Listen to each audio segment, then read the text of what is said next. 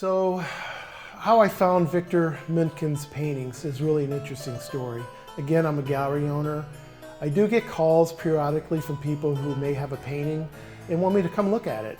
So I get a call from a lady and she says, "Hey, Mr. Bears, I found you on the internet and I would like to know if you would like to come and look at some paintings I have." And I said, "Well, sure." I never turned down an opportunity.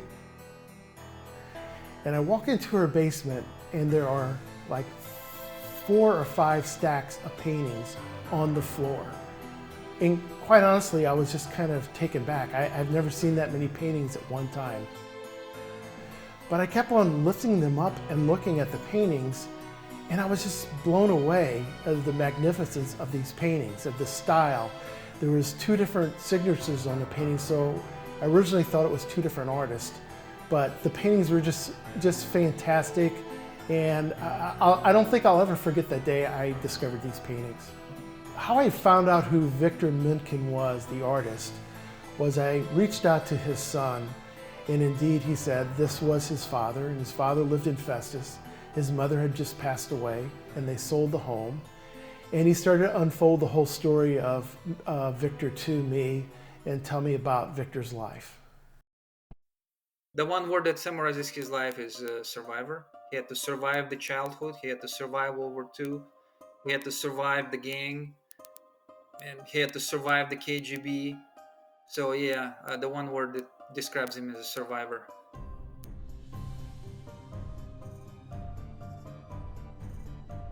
We think is that he was born in Belarus. He grew up without his father. I know that's for sure because he was born in 1939. Father came back in 1956. So the guy is already 17 years old. Um, he was. I know that he was in local gangs. So he was a brawler. And then I think when his father returned, his father kind of said to him, "This is not. You're gonna end up in jail." And so he kind of pushed him toward going and get education. The only way to proceed with your at that time to proceed with your education was to join Communist Party. So he joins Communist Party. He becomes an active member, and he got accepted into civil aviation engineering, right? And he ended up getting a degree in aviation instrumentation as a bachelor's degree.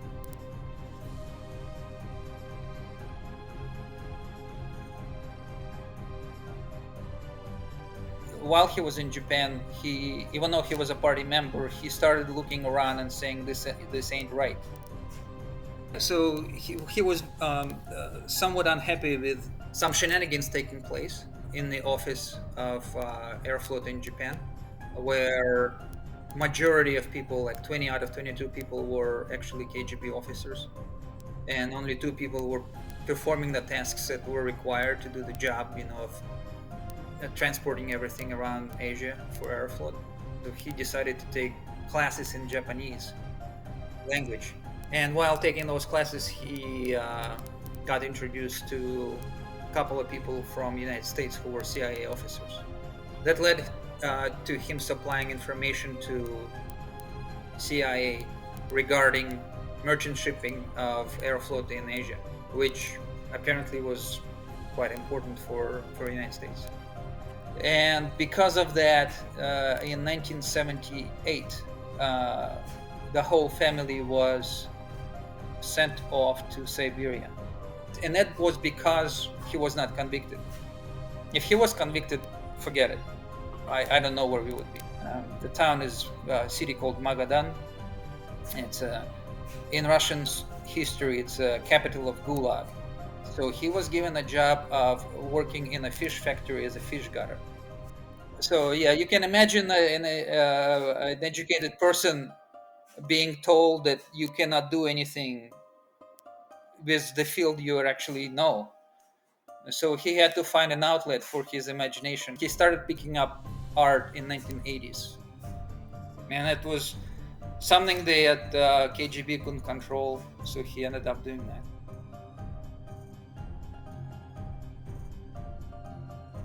So we escaped from Siberia in 1990 when the Soviet Union fell apart, basically.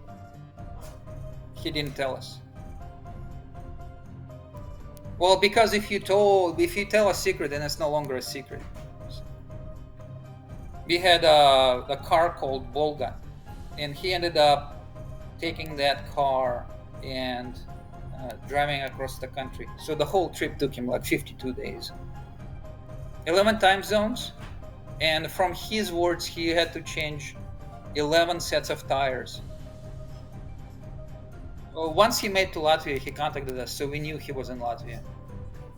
And then later, like 6 months later, then my mom and I were able to leave, and we ended up in Latvia as well.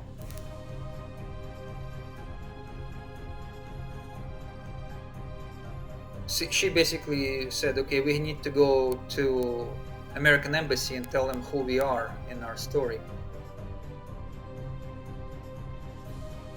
We came to the embassy, we told them our story and who we were, and we were told to wait for at least a couple of weeks until they can get an answer back to us. And in about 1 week, they called us back and they said, please come in. Once we came in, they said, they basically gave us the papers that allowed us entry to the United States.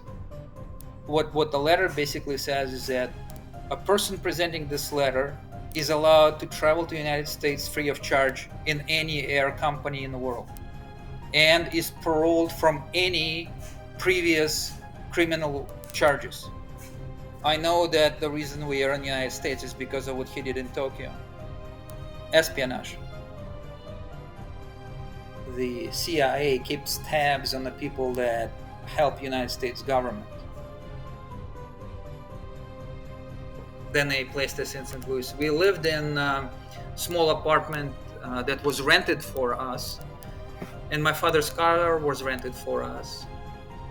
Yes, he had a pension from U.S. government through CIA, and then I think he was put in contact with Boeing. He ended up working for Boeing for a little while.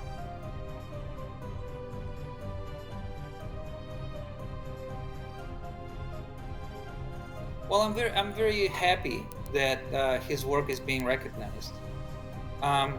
It was unfortunate that he didn't share. I mean, he didn't share his thoughts and ideas with us in Russia, and he didn't share them here, and I told you why. It's because he was exceptionally guarded because of what happened to him and the way he had to survive.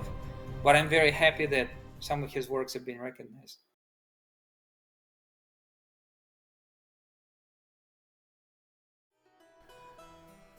I think what I've learned from these paintings is that what I learned is I wish I could be as free as Viktor was in his style, in his thinking, in his approach. He attacked these paintings. Once you look at his technique and the way he painted and the way he did it and the zeal he went to it, I just learned, it just gave me a new excitement to painting as a whole. My style's totally different, and I love my style. I'm gonna stick to it. But I think he just invigorated me and gave me even more of a passion for art and for what he's gone through in his life. So this is one of my favorite paintings. It was painted in 1988. First of all, it's a very dark painting, very grimacing, very dark. Some really great composition though in this painting. What I perceive it to be are several figures here that are communist leaders during Viktor's life. But as you can see, someone is lifting this head off of this body. And there's red, it's green. The whole painting is green and black, except for this red part where they're making this individual smile. And then what's the most amazing thing is this background. It's this big grimacing looking always over top of you. My goal is to locate a gallery in St. Louis or a venue, a museum, to be able to expose Viktor to a wider audience. I think there's a pretty good Russian community in St. Louis, so that's my first step. Beyond that, I hope to maybe even get a national presence with them. I feel that his paintings are that important, his story's that important, and I think people, once they hear his story and see these paintings, they'll appreciate him as much as I do.